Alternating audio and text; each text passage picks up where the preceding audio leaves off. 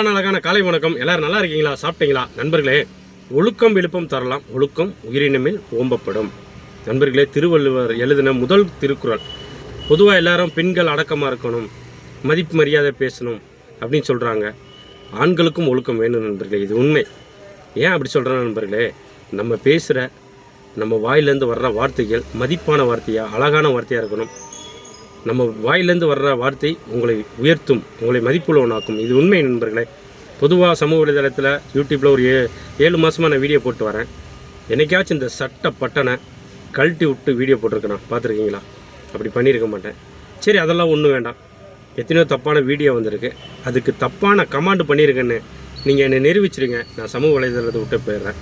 நண்பர்களே, தப்பு செய்கிறது அவங்களுக்கு தான் தண்டனை, அதில் நம்மளும் போய் பங்கேற்றுக்கக்கூடாது. இது உண்மை நண்பர்களே. இந்த உலகத்தில் யாரும் தப்பு தவறு செய்யாதவங்கள தொடர்ந்து தப்பு செய்யாதீங்க. இறைவன் நம்மளை விட்டு விலகிடுவார் நம்ம வாழ்க்கையில். அப்புறம் மறுபடியும் என்ன நடக்கும்னு பாருங்கள். எல்லாத்துக்கூடயும் அன்பாருங்க, பாசமாக இருங்க. ரொம்ப நன்றி.